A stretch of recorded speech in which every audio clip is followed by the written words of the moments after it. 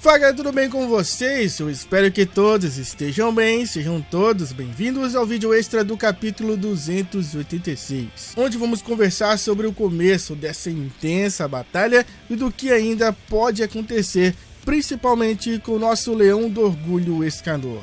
Mas a gente só começa depois da vinheta.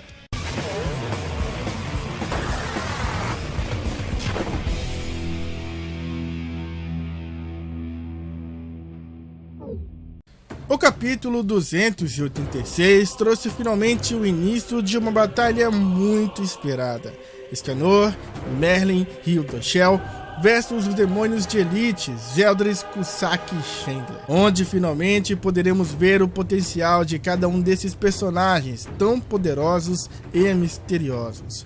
E para mim, esse capítulo foi sensacional, mostrando um pouco de cada um em combate e finalmente revelando o nível de poder de Chandler e Kussak e também do Hildoshel, o líder dos 4 arcanjos. Níveis que por sinal surpreenderam muitas pessoas. Eu particularmente não fiquei tão surpreso com o nível de Kussak e Chandler, era mais ou menos isso que eu esperava. Agora, do Hildoshel me deixou um pouco sim surpreso, principalmente se levarmos em consideração que ele está usando um receptáculo que, pela lógica, deveria limitar o seu poder total. Mas eu prefiro pensar que ele tem esse nível, mas esteja limitado, não conseguindo usufruir de todo esse poder por estar usando um receptáculo e não o seu corpo original. Outra coisa muito comentada por vocês foi sobre Meliodas ser considerado o demônio mais poderoso e temido pelo clã das deusas, incluindo os arcanjos, sendo que seus mestres e Hildoshel possuem um nível de poder maior do que o dele. Meliodas, atualmente, no modo assalto, tem um poder de 142 mil, mas não podemos esquecer que antigamente Meliodas também contava com o poder do seu mandamento, que, como nós sabemos, cada mandamento eleva o poder do seu portador.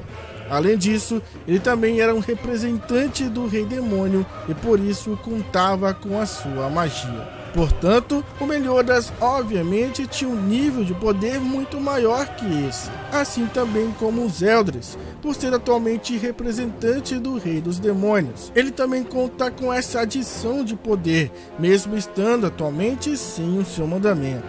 Porém, eu acredito que em relação ao Zeldris, o que irá prevalecer não é um nível altíssimo de poder.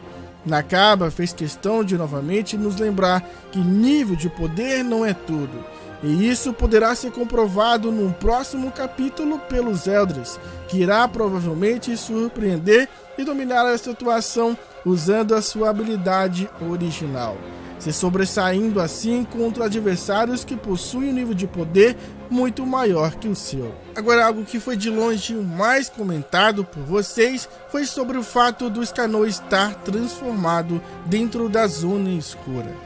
Porém, o que acontece é que, independente de onde ele estiver, seja dentro de um casulo da escuridão como aquele criado pela Melacila ou esse casulo criado por Meliodas, enquanto for de dia, o Escanor permanecerá transformado, sendo influenciado pelo sol. Assim como aconteceu na batalha contra os vampiros de Edimburgo. Escanor estava dentro da dimensão distorcida, uma noite artificial criada pelo rei vampiro Izafre. Porém, mesmo assim, o Escanor se transformou normalmente ao amanhecer do dia. Então ele não tem esse risco dentro do casulo, desde que ele resolva tudo isso antes de anoitecer. E nem acredito que o Chandler irá usar novamente a sua magia para trazer a verdadeira noite, porque isso havia sido usado antes para ampliar seus poderes. Mas atualmente ele não precisaria disso por estar nessa forma, onde não existe limitação alguma do seu poder, e também porque provavelmente ele não enxerga o Escanor como uma grande ameaça. Mas a minha preocupação, e acredito que da maioria de vocês, é outra. O pouco do que foi mostrado dele nesse último capítulo 286 já meio que comprova algo do que eu já venho pensando há bastante tempo. Escanor está se contendo nessa batalha. Ele está com receio de usar o seu poder, o Sunshine.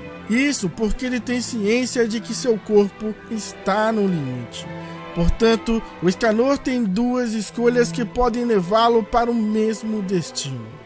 Escanor pode lutar com tudo que tem, dando o máximo de si usando o Sunshine, ou pode lutar na retaguarda, poupando seu corpo o máximo que puder e não usar o Sunshine. Mas ambas escolhas podem levá-lo à queda. Se ele não lutar dando tudo de si, ele pode ser facilmente subjugado pelos demônios de alto ranking, pois eles são sem dúvidas os demônios mais fortes que ele já enfrentou e que possuem de certa forma um poder superior ao dele. Mas se ele lutar a sério, usando sem temer o Sunshine, desta vez o seu corpo pode não aguentar e ele acabar assim se autodestruindo. E todo esse cenário de agora foi construído pelo Nakaba perfeitamente. O ponto inicial da construção desse cenário começa quando o Hildoshel, no capítulo 253, diz para o Escanor que ele não pode ter e controlar o poder de uma graça, pois um humano que tentar isso teria seu corpo corroído e o levaria à destruição. O segundo ponto acontece no capítulo 266, quando novamente o Sariel, que usava um receptáculo, ressalta que se eles continuassem usando suas graças, os receptáculos não iriam suportar e seriam destruídos. E aí a gente volta para o capítulo 258, onde podemos ver o Escanor antes de partir para a guerra, e ele dá sinais de que algo estranho está acontecendo com ele. Escanor tosse várias vezes, mas essa tosse não é normal, ela vem acompanhada de muito sangue. E se a gente ligar todos esses pontos, fica nítido que existe sim uma relação. Usar esse poder é um risco para qualquer humano, e Escanor está chegando ao seu limite. Mas eu imagino que nesse momento muitas pessoas devem estar se questionando: mas Escanor já tem esse poder há muito tempo, por que só agora ele foi apresentar esses sintomas, chegar a seu limite? E a explicação pode ser bem simples. O Escanor, durante a maior parte desse tempo, minimizou o impacto dos danos e também o uso desse poder. Mas como ele fez isso? Bom, o Escanor atualmente tem 40 anos, e de acordo com ele, o poder da graça, o Sunshine, nasceu com ele. Não sabemos ainda se isso realmente é verdade e como ele poderia ter recebido esse poder. Mas vamos considerar o momento que ele despertou pela primeira vez esse poder. Eu creio que naquela época ele devia ter por volta dos 10 anos de idade. Então, seriam até o momento 30 anos usando a graça. Mais dos 10 até mais ou menos os seus 25 anos de idade, o Escanor fez o uso de sua graça sem restrições. Porém, ele estava nesse período de tempo tentando conhecer e aprender a controlar esse poder. E há mais ou menos 15 anos, quando o Escanor conheceu a Merlin o Meliodas e se juntou aos pecados, ele começou a partir daí a restringir o uso desse poder. Isso de duas formas. A primeira através do seu tesouro sagrado, do qual até o momento não sabemos ainda a sua origem. Mas além de uma boa arma, serve para absorver a energia que o Escanor libera do seu corpo. Desta forma, não só protegendo aqueles que estão próximos a ele, mas como também minimizando dessa forma o impacto desse poder no seu corpo. Ao absorver esse poder, o machado se torna uma espécie de estoque de energia, do qual o Escanor pode usar em batalha, ao invés de usar o Sunshine diretamente de si mesmo, assim poupando o seu corpo. Outra forma é através dos óculos especiais que a Merlin fez para ele. Esses óculos impedem que ele se transforme, mantendo a sua forma normal, seja de noite ou de dia, e ele passa a maior parte do tempo assim,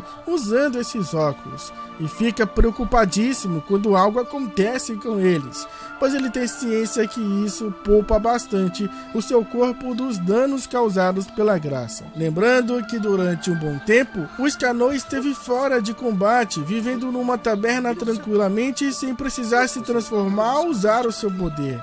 Não foram tantas vezes que o Escanor precisou realmente lutar e usar o Sunshine. Portanto, é compreensível os sintomas só aparecerem agora. E eu acredito muito que a Merlin tenha feito outras coisas para minimizar esses danos. E foi durante a luta contra o Meliodas no modo assalto, onde o Escanor precisou lutar no modo The One, que ele acabou de fato excedendo todos os seus limites. E claro, houveram danos não só causados pela luta, mas também pelo uso desse poder. E foi exatamente assim, trilhando esse caminho, que chegamos até esse momento. Por orgulho, Escanor não disse para ninguém e não admite nem para si mesmo que está no seu limite, que pode acabar morrendo se ele lutar usando novamente o Sunshine. E para piorar ainda mais a situação, Escanor está enfrentando dessa vez 3 oponentes que estão além de qualquer outros que ele já tem enfrentado, pois seus níveis de poder e experiências em batalhas ultrapassam do Escanor, que até o momento oficialmente apresentou um nível de poder de 114.000 antes de atingir o ápice do seu poder, o modo The One. E mesmo que os números não sejam tão importantes como a própria Merlin diz, infelizmente o Escanor está limitado. E sem poder dar tudo de si contra adversários tão poderosos, as coisas podem sim ficar bem complicadas. E a única solução que o encontro para Escanor conseguisse salvar nesse momento seria com a ajuda de Mael. Ele teria que devolver a graça para o arcanjo Mael. Fazendo isso, ele conseguiria parar o processo que danifica o seu corpo pelo uso da graça. Mas esse não seria o fim do pecado do orgulho do leão, pois se vocês se lembrarem bem, uma vez que o corpo é tomado por uma deusa ou demônio, esse corpo sofre alterações, e ao deixar de ser receptáculo, resquícios de magia ficam para trás. E isso funciona da mesma forma com a graça. Ao deixar o corpo do Escanor, resquícios desse poder poderiam despertar em Escanor um novo poder, um novo Sunshine. Um poder do qual ele não iria mais necessitar da luz do sol, um poder que o permitiria lutar sempre independente da hora e do tempo. E quem sabe a sua ligação com a Merlin tornaria isso tudo muito mais forte. E assim, além de conseguir defender quem ele ama, iria conquistar o seu próprio poder. E é isso que eu acredito que irá acontecer daqui pra frente com o nosso Leão do Orgulho. E se você gostou de todas essas explicações e da minha teoria sobre o Escanor, comenta aí embaixo. E não deixa também de deixar o seu like e de compartilhar esse vídeo com todos os seus amigos. E não esquece de me seguir também lá no Instagram para participar de vários vídeos, ficar por dentro de todas as novidades e de bater aquele papo legal comigo. Se você tiver uma teoria legal, quem sabe ela não se transforma em vídeo aqui no canal. Eu espero você lá, ao link desse K ou o primeiro link da descrição. E mais uma vez eu quero agradecer ao Leandro por ter me ajudado com as imagens coloridas. E claro, agradecer também a todos vocês por assistirem até aqui. Muito obrigado, falou, fui, é nóis!